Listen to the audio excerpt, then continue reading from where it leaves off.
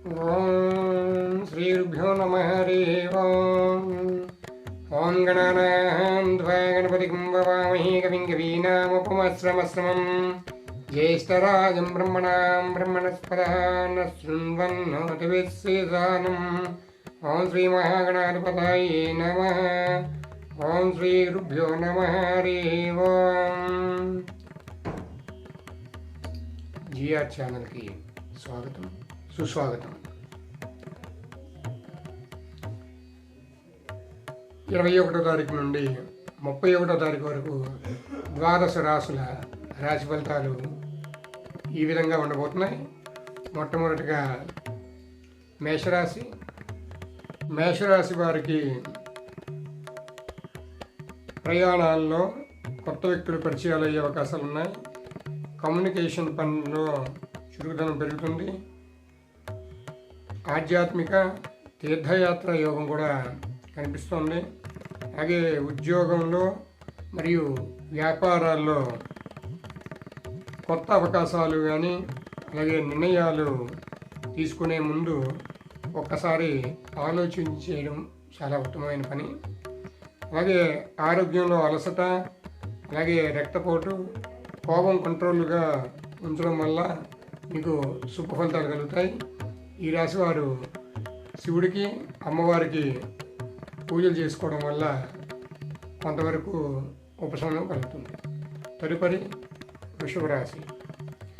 ఈ వృషభ రాశి వారికి ధన వ్యయాలు అలాగే ఆరోగ్యంపై కొంచెం జాగ్రత్త కూడా అవసరంగా ఉంది.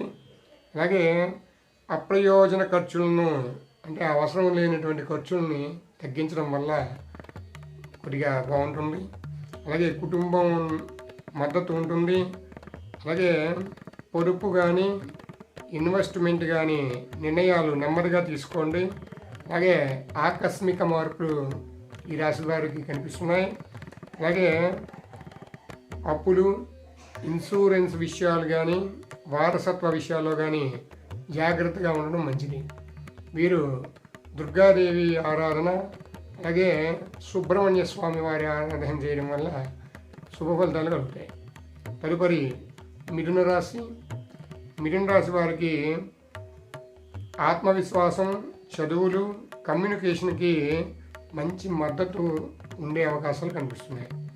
అలాగే భాగస్వామ్యం, దాంపత్య జీవితం అలాగే ఒప్పందాల విషయంలో చిన్న చిన్న గొడవలు వచ్చే అవకాశాలు కనిపిస్తున్నాయి. కొద్దిగా జాగ్రత్తగా చూసుకోండి.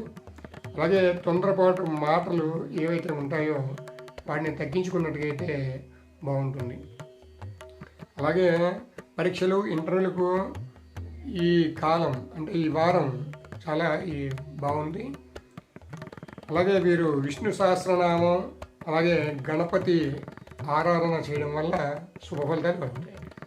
తదుపరి కర్కటక రాశి. ఈ కర్కటక రాశి వారికి అప్పులు మరియు కోర్టు అండ్ సర్వీస్ సంబంధమైన ఒత్తిళ్లు క్రమంగా తక్కువ అవుతాయి. మీకు గత వారంలో ఉన్నటువంటి ఒత్తిళ్ళన్నీ కూడా కొలిక్కి వచ్చే అవకాశాలు కనిపిస్తున్నాయి. బాగానే ఉంది. అలాగే పని భారం ఎక్కువగా ఉన్న ఫలితం వచ్చే అవకాశాలు కనిపిస్తున్నాయి. పని భారం ఎక్కువ ఉంటుంది కానీ ఫలితం మాత్రం దక్కే అవకాశాలు మీకు కనిపిస్తున్నాయి.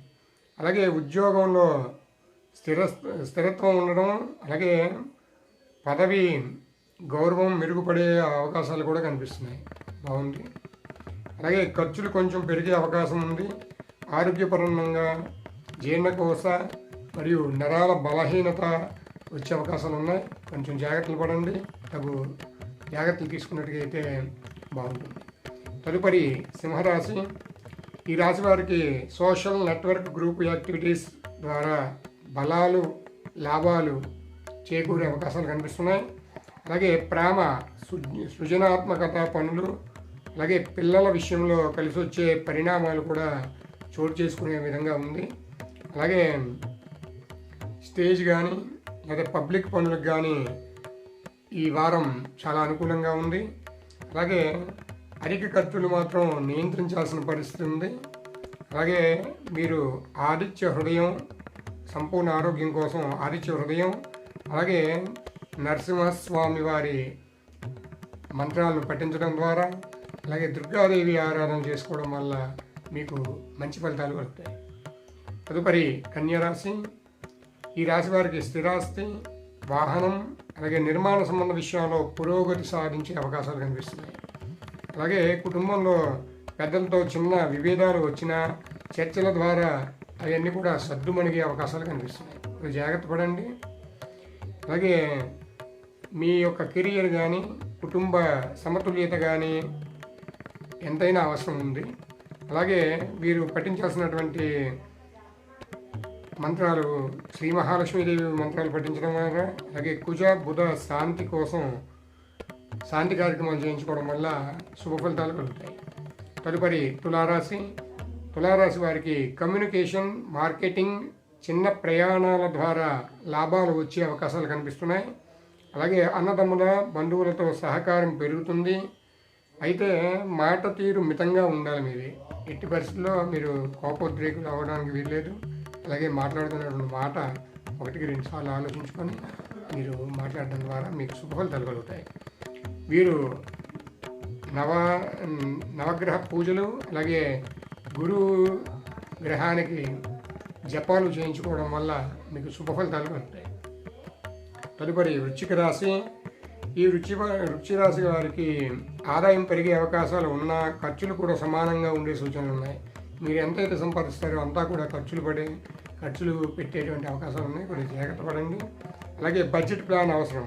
మీరు ఖర్చు చేసిందంతా అలాగే వచ్చిందంతా అనేది ఎప్పటికప్పుడు మీరు చూసుకున్నట్టుగైతే దాన్ని అధిగమించేటటువంటి అవకాశాలు కనిపిస్తున్నాయి.